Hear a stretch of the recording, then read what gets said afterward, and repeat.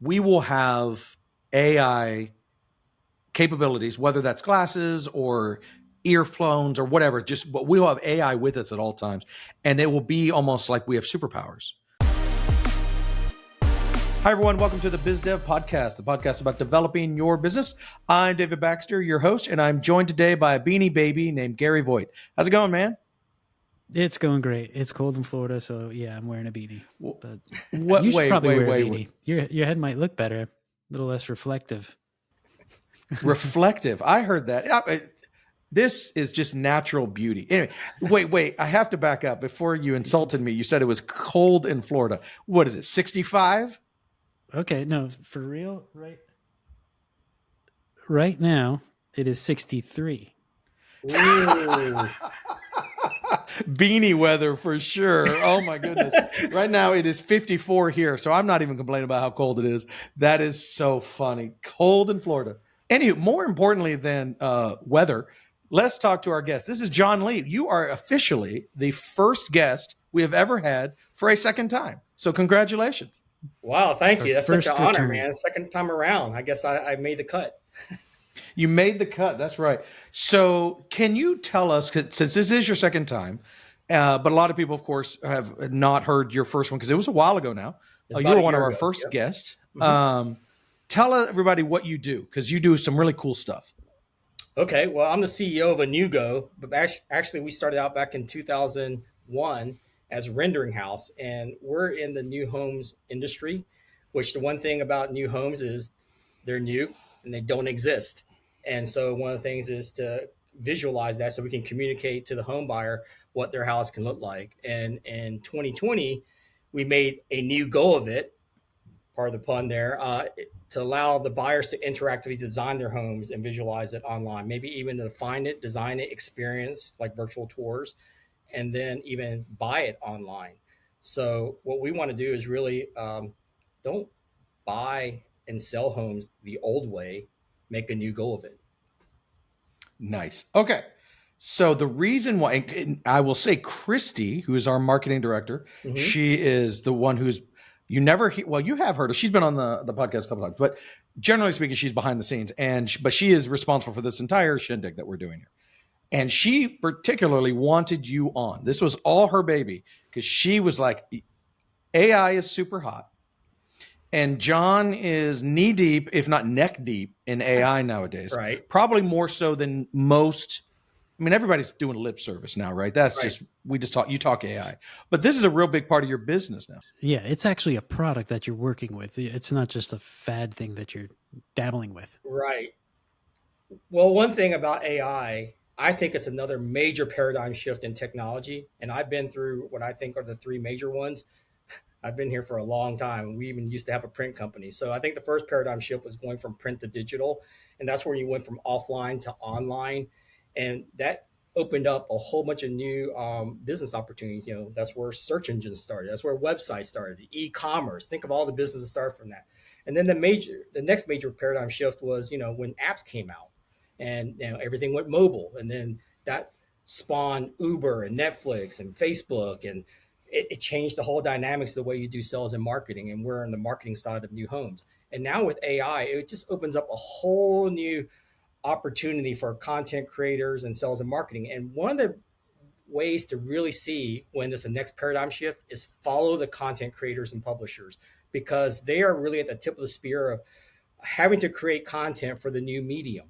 If you look at newspapers, if you remember what newspapers are for some of these millennials. Yeah, don't look at newspapers. That was paper. And then when it went online, like usatoday.com, people went to the website to learn about the news wherever they are. And then, with apps, people started getting news feeds. They follow who they wanted to follow and what they wanted to follow, and they're notified as relevant content comes to them. Now with AI, you're having AI generated content, which could be deep fakes or the real stuff, but also, it lends itself to conversations. So as the medium changes, the content changes with it. And then what happens with us, the language we speak is visual, and, because new homes don't exist.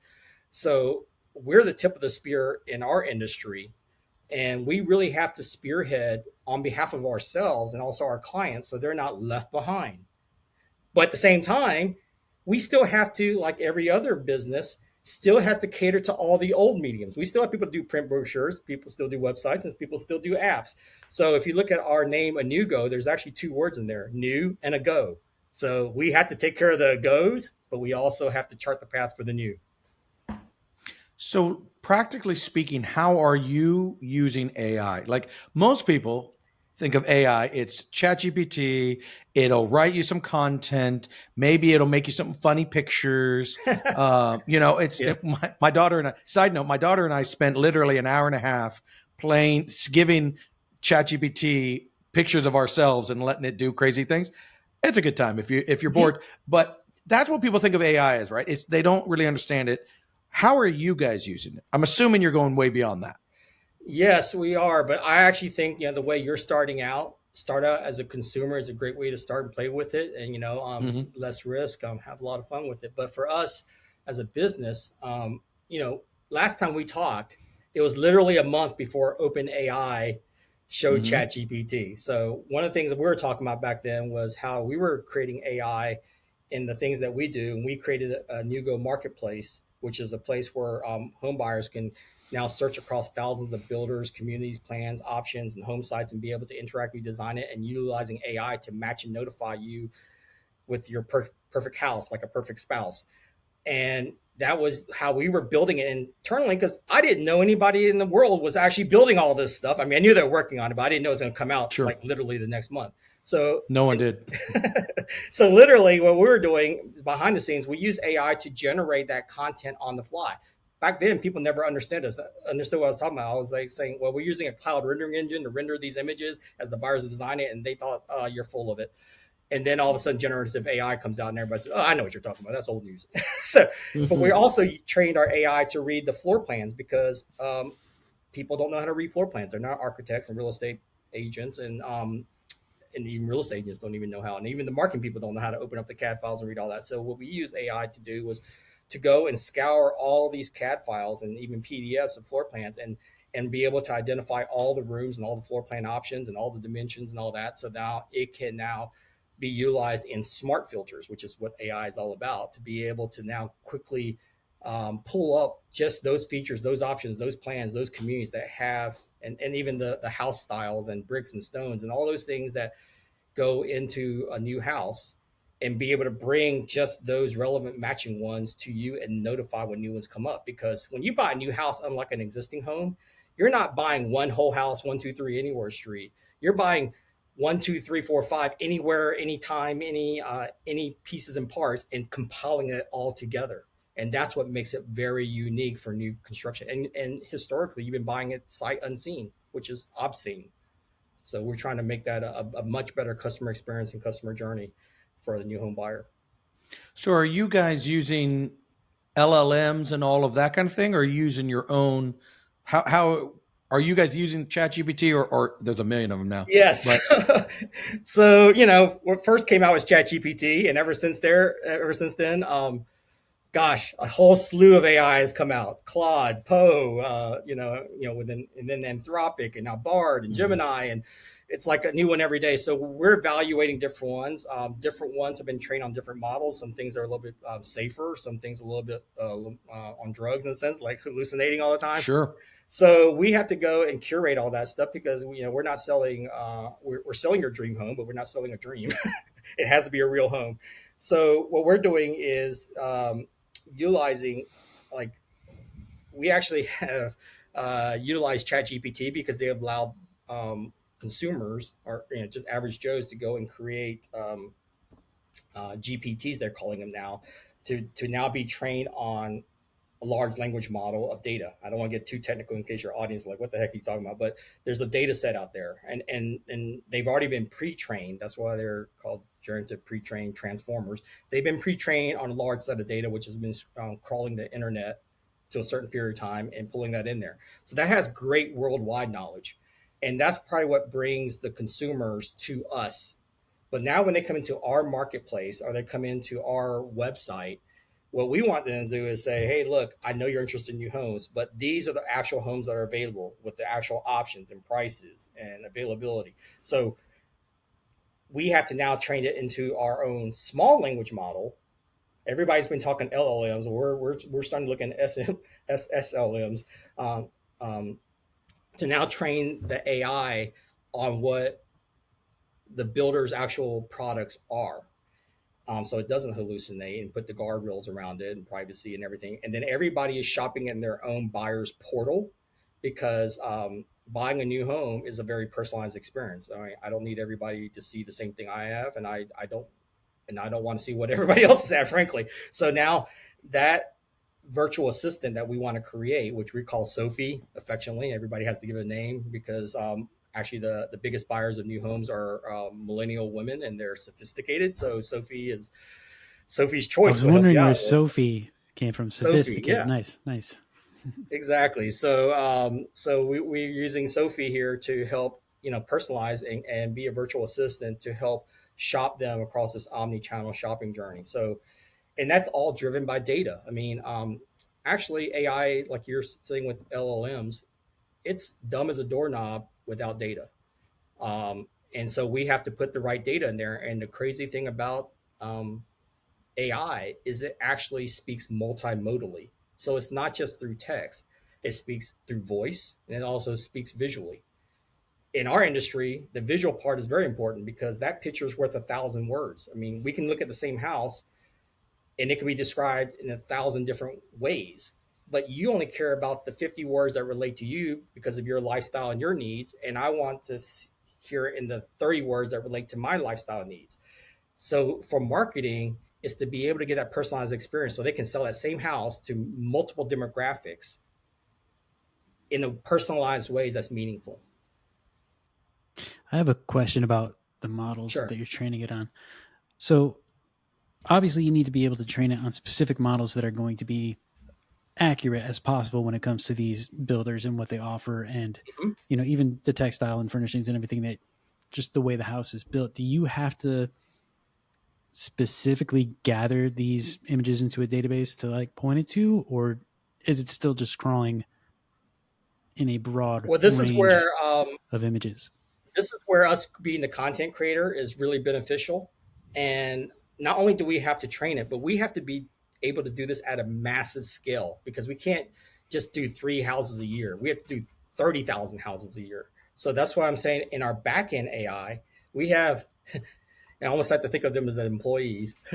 We have the AI that works in the kitchen, and then we have the AI that works in the front, that the waiters and the hosts that bring the people in. But on the back end, it's every floor plan that goes through. The AI has already scanned it for all those floor plan descriptions. Like I said, it's also looking at the elevations, which are the exteriors of the house and all the different color schemes. We have a Right. huge library of all the major paint vendors, brick vendors, stone vendors. So actually, our biggest client is actually Sherwin-Williams, which I actually probably Nice. shouldn't say that, but having that library of data from all the vendors to feed our visualizations allows the AI to now be able to, pick from all those selections. And we also have all the site plans with all the home sites, and that's pulled from, in our industry, we call the ERP systems, enterprise resource planning systems, that has all the lot information and the availabilities and the acreage and the price. All that information is brought together in our back end dashboard for the AI to now draw from, literally draw images from. I'm sure you've probably already thought about it, and you don't have to answer if you don't want to, but I'm assuming that there's going to be some sort of AR component to this eventually. Well, it's interesting. We actually, an AR, for other people that don't understand, is augmented reality. So in 2017, Apple, introduced AR Kit 1, which is the SDK, software development kit to create AR. So they launched that in July, and in August we created the first AR house, where you literally dropped a full scale house on an empty lot, and you're able to look around it, walk around, and everything. That was in 2017, and I still have it there to show people, and that was on my iPhone 6. But they haven't done much with it in the last 6 years. Well, now next month they're introducing Vision Pro, so it'll be interesting now if Vision Pro actually gets mainstream adoption and where we can bring AR into it. Now you're talking about AR for houses. That's awesome. If you can bring AR with AI, so that when you're on an empty lot and you're seeing just your house on there, And then when David walks up, he can see his house on there, and you guys can all virtually fight for the house that you want on there. But as you're walking around, the AI is actually explaining all the features of the house in a way that's meaningful to you because you have a dog or you have 3 kids or whatever. Or and so as you walk around, say, I'm just envisioning what could be possible. Not just are you visually seeing it, but because your phone or your glasses also have GPS and a gyroscope, accelerometers. So it knows what you're looking at. Heck, it's even following your eyeballs. So as what you're looking at, it can now explain what the features of the house that you're looking at. And it can even look X-ray through the house to see behind the walls and explain those features. And the wonderful thing for, say, sales and marketing, that data on the back end would say, hey, David was at that house for 5 minutes. Gary is on there for 30 minutes. Well, guess who's probably more interested?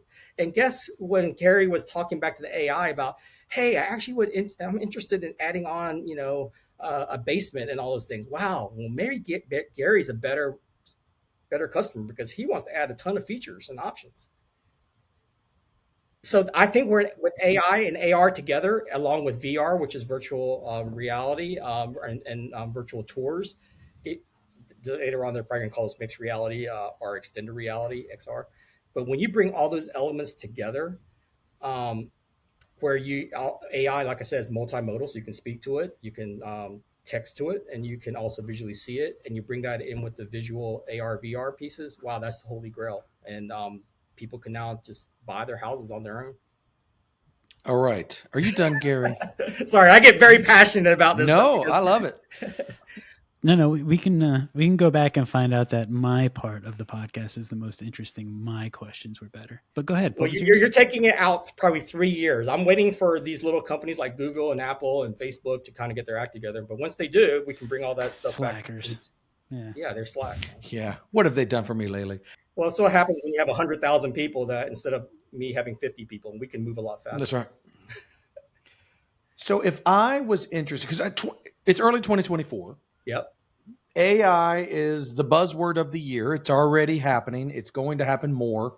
The new, probably by the time this comes out, OpenAI will have released their store, which is going to open it up to the masses. I was talking to somebody up yesterday. We already have our ChatGPT on there. So if you actually search on new home shopping, Sophie comes up there to help you, start shopping for homes. There you go. So yeah, so this stuff's all new. It's bleeding edge. And I was joking just recently that we're in the age of the beer app and the fart apps of the store. Remember the app store, the early apps? Yes. Were so stupid because no one knew what they were for, right? No one knew what the app store was about. And so they just started making stuff and people would pay $5 for their phone to fart at them. Made no sense. But Wild Wild West, man. And we're right there again, right? We're there. We're going to have the weirdest bots ever. And if you are a new company, I'm getting to my point. Not even a new company. You're running a company. You're an audience member of this podcast. You probably have a small company, or you're thinking about a company, but you want to embrace some of this. This is all gobbledygook to you. You're not technical. Most people aren't. Right. So how do they make those first baby steps into this new world of AI? You've been down this road for a long time, way longer than most. So how would you recommend someone dip their toe in the water? Okay, I think first of all, a lot of this is going to be psychological. I think AI opens up a whole new world of opportunities, but it also opens up a lot of fears. Okay, and I think the first thing you need to do if you want to get into this stuff is overcome your fears. And most people's fears are the fear of the unknown. So what you should do first of all is get to know AI. Just like listening to this podcast, get maybe changing your news feeds to bring in AI content, follow the experts. And even look at applications beyond your industry that you can, bring in. And then the next thing after that is to become a user of AI and, start with the search engines. All the search engines now are bringing, their AI into it. So now you can start to see that searches don't necessarily have to come up with 5 keywords. You can actually have a conversation and really describe what you're looking for and, have fun with it. Find the AI because there's so many out there. I mean, ChatGPT is very popular, but find the one that best suits your needs and your skill sets and what you're comfortable with. And, and then start with some of the smaller tasks that you want to get accomplished. Like for your job, try to find the AIs that will eliminate the things you don't want to do, the boring, repetitive, robotic task. Those are tasks that actually will be eliminated anyway, and it actually doesn't add any value to your job. So if you can eliminate that crap work so that you can show your high value human work skills, that will elevate your value to the company. I think conversely, you can also use AI to offset your weaknesses or expand your skills. Like you may not be a great writer, you may not be great at speaking. You don't know, you need something to write out for you, or you don't know how to create graphics. Use that generative content capability to really up your game. And then the final thing, after you're a user of AI, again, overcome your fears first, jump into the pool, start to try to walk toward the deep end, start to use it, have fun in there. Swimming can be fun, and then start to be a creator of AI. What I say is start making your content first of all AI ready, because like I said, if your content doesn't have usable data for the AI to read and utilize, it's going to be dumb. So you're not going to get anything out of it. So as a business owner or a new startup, you need to make sure you have AI ready content. And then I think once you're comfortable with AI and know how to master it, start using AI for training your employees. Use it to eliminate those robotic tasks like I talked about. And then on the front end, start utilizing it to better service your customers 24/7 at a massive scale. And then I think this is what I said in the podcast to somebody else the other day, and they loved it. I said, once you master AI, you're going to realize that AI is not your kryptonite. It's actually your superpower. Because if you become the AI expert in your organization, you're going to become very highly valued and frankly, indispensable. I don't care where you are in the organization. If the talk of the town is AI, just like it was about apps and social media and SEO in the day, you are going to be very valuable because in the future, everybody's going to have to talk and utilize AI. It reminds me of old days of Google when I'd say the first 5 or so years, Google wasn't very sophisticated in its search terms. Right. And as a developer, that was a real differentiator. Like when you're stuck, it was early Google days, how you ask Google the question to get unstuck, right? To get the right answer. We called that Google foo at the time. And it was really separated a lot of people to say, right, I know how to get Google to get the answer. I get the answer quicker. I move faster. My boss notices, right? We're going through that cycle again.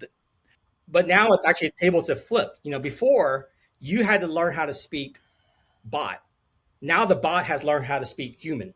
So it's actually democratized the way we actually converse. So, I was there. I used to work in Silicon Valley. My company used to compete against Google. We should have sold out to Yahoo, but we didn't. But that's a different thing. And then .com crashed. So now here's round 2 or 3 here. I think now you can speak your natural way, and you are now the master over the bot instead of the bot being the master over you. And I think it's actually going to make the world even smaller than what the internet did, because now it can immediately translate to somebody in, Germany, and then they can and visually it can communicate as well. So I just think everybody can speak in their own language. The bot will be your universal translator. It's interesting. So one of my guys, this was a couple of months ago. I was like, everybody talks about ChatGPT or whichever one, but we were using that one. But I haven't figured out why I need it. Everybody's talking about, go to LinkedIn right now, and everybody's, all the like crypto before. bros. Why do I need texting? I have a phone. Yeah, that's right. All the crypto bros are now AI bros, and they're all telling you suck because you're not using AI. And every day I'm like, I don't understand it. And so one of my guys, Scott, said, hey, next time, instead of going to Google when you have a question, especially about coding, ask ChatGPT instead. See what happens. Be careful, David. You're becoming your parents, so you got to. Oh, that is for sure. Right. He's much younger than me, but so I went there, and I told the story before, but this is what sold me. So I had a problem. I was using an old version of a third-party tool, and I said, okay, I'm using this version of this tool, and I need to do this task. Right. And it goes, here you go, boom, here's some code. Okay, wow, that's really cool. I said, oh, but now I need to do this. And they goes, what you are wanting to do is not compatible with the version you are using, but here's a workaround. That's when I was like, dude, that is unbelievably, and it worked, by the way, it did work. That's when I was sold. Like, to me, if you are in a technical space, if you're a coder at this point and you're not using ChatGPT to help code, you are missing the boat for sure. It's like not using Google in 2005. If you didn't use it, you were behind. And we're getting to that point. I saw a thing. Sundar Pichai, CEO of Google, said that using AI tools, of course, they're selling their tools. I think they were talking about Gemini, but they said that it speeds up developers 6% on average. And I'm like, I bet that's actually low. Because for me, especially if you have to learn something new, I mean, it's amazing. It's like having a buddy right there who knows everything. Well, it's a great equalizer. I mean, if you're not that good at programming, and I'm not saying you are not good, but if you're not good, it could elevate you 20%.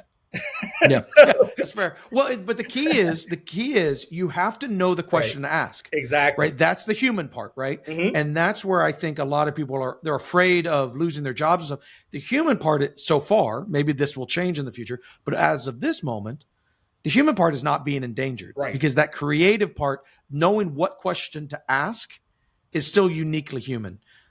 It's not going to code your website for you. Maybe in the future, again, it could help, but you still have to have that creative spark that says, this is the idea I'm trying to do. And then it will say, I can help with that. And I think that's where we've got, I was telling you today, I still think of AI as a tool. It's a very powerful tool, but I mean, that's the big differentiator between humans and other animals, is that we know how to master our tools. And you have to make sure that you are continuing to be the master. Just like you may have a drug sniffing dog or something like that. You have to train it on, hey, I need you to sniff out drugs, not perfume. And if you're able to master that, the AI is there to deliver a command that you've given it. So you have to know how to prompt it. That's why you have, prompt engineers are very valuable now, because if you don't know how to train it and then direct it and then manage it, it's going to fail, which means that you're going to fail. So, yeah, I think the human part is still going to be very valuable. If anything, what will happen, I think, this sounds crazy, that AI bots will manage other AI bots. So, and there's going to be an evolution of AI things, because like the AI that's the really smart at the top, who could be maybe in the future in your organization, is almost like an employee. That's why I was kind of joking around in one of my posts, that in addition to having a human resource department, HR, you may actually have to have human AI resources department, which would be hair. So basically what you may be managing is a bot that actually is managing, could be robots out there, could be driverless vehicles, drones, robotic arms, and in our industry, construction workers, and they're communicating with each other across the internet wirelessly. But the general contractor or the supervisor is the human that says, hey, I need all these bricks lined up. And after the bricks are lined up, I need mortar put in there, or windows put in, or whatever. And so it's commanding an army of bots who are commanding. Don't say army of bots. Big Pixel builds world-class custom software and amazing apps. Our team of pros puts passion into every one of our projects. Our design-infused development leans heavily on delivering a great experience for our clients and their clients. From startups to enterprises, we can help craft your ideas into real-world products that help your business do better business. And I think if people are nervous about getting in a driverless taxi, I can't imagine how many people are ready to get in a driverless or pilotless airplane. I think like AI in general, if we just talk more ethically and practically, maybe, I think AI on its own could be dangerous, but AI assistance. So imagine you've been drinking all night and you think you can drive home, but if you hit AI assistance with you, maybe the warning lights or the steering wheel will adjust things, or the brakes will come on. So I think there could be opportunities where you can use tools to actually protect society, not always to destroy society. If so, we would have destroyed ourselves a long time ago. Sure. Right. I am hopeful that we are coming upon an age, and I'm thinking 5-10 years from now, Mm-hmm. not necessarily right now, but 5-10 years from now, we will have AI capabilities, whether that's glasses or earphones or whatever, just but we'll have AI with us at all times. And it will be almost like we have superpowers. Well, we are kind of are. I mean, we're not quite Iron Man, but I would call us technically, definitionally, cyborgs. And what's the definition of a cyborg? I mean, unless you've been watching Terminator and you think, oh, that's gonna be like, but cyborgs are really a mechanical or electronic extension of the human. Well, guess what? Some people walk around with AirPods all day long. They walk around their iPhones all day long. Pretty soon they'll have their glasses on, their AR glasses. So it's augmenting our world, but it's also enabling us to do superpower things. I mean, we can now learn things and interact with things, order a pizza without just by touching a few things with our fingers. And imagine what that can do for the handicap world, or for a lot of people that don't have the money and the resources to do some of these things on their own, that they have some AI that can artificially support that. I mean, not just from like mechanical things, but like training and tutoring and monitoring. I wouldn't be surprised in the future that you may, or we may, be interviewed by an AI HR person as a screener. Or you go to the doctor, instead of saying, well, here's a clipboard. I forgot what they're called. Here's a clipboard, and this is basically every system in your body: circulatory system, digestive system, and here are all these things. You got to go read all these things and check all this stuff off. Why not just take it as an approach like, hey, here's the AI. Can you just describe what your problem is today? Oh, my back is killing me, and I think it's starting to swell up or something. You describe your problem, and it goes and now addresses that, as opposed to you having to read everything. And so what happens is, I won't say, like I said earlier, it doesn't replace the doctor maybe, but it could be a doctor's assistant. And then maybe and it can go through like 15,000 possible causes in a millisecond before the doctor even has to ask you a question. Exactly. And that, the doctor's under a lot of pressure. There's a shortage of that, and they only have literally like 10 minutes with you. So why not make that a very effective use of time? So I think there's positives. It is hard enough to get a real doctor in the room as is. We don't need to make it harder. Right. I think there's just as many fake doctors out there as like hallucinating AI. So That's fair. That's fair. Well, John, last time you were here, we had to ask you our standard question of what would 3 pieces of advice be for a new entrepreneur or new business. But since this is your returning episode, we're going to switch it up a little bit and ask, can you give us 3 things you've learned since the last time we've talked about what has progressed in your industry, and any new advice that you might have for a startup or a small business because of that? I guess I'm more of an expert in our industry, and traditionally new home construction is a tech laggard. And I'm particularly on the sales and marketing side. I think AI for a large part of it is starting the conversation, is generating, information and images and everything, which is really the function of marketing. Marketing is about connecting buyers and sellers. So I think AI is going to have a huge impact at the top of the funnel, sales funnel, related to marketing. And I think what AI will do is actually transform and change the purpose of marketing. Traditionally, marketing, from the print days to the website days to the app days, was about attracting the audience and then directing the buyers where to shop and how to shop. It's really telling the consumer what to do. I think now with AI, the AI will become the surrogate shopper for the buyer. And I think the one thing about AI is able to look at a massive large language model of data, see patterns. That's how it learns how to speak. It's like a child. It's, if wherever a child grew up, it learns that pattern of speech. So it's learning from all the patterns of millions of products on millions of sites by millions of people. And now, after it identifies those patterns, it can now make predictions. and it can A/B test those predictions in real time. And now once it figures out the predictions and what actually people bought, now they can optimize their AI. So the AI gets smarter and smarter and smarter. Now that sounds very scary, but it's like having your personal butler. Once you want your butler to know, hey, I want a martini on the rocks and not yeah, so shaken, not stirred. Yeah, shaken, not stirred. Exactly. And I just think as much as we're scared of AI, I think AI will become your friend. I actually think, right now they say a dog is a man's best friend. I actually think AI could be your best friend. Why is that? Because the one thing you like about your dog when they had newspapers is fetch. He went out when it's freezing cold in Florida. You can go and have your dog go fetch a newspaper and bring it back, or the bird that you hunted. Well, what if the AI does the fetching for you?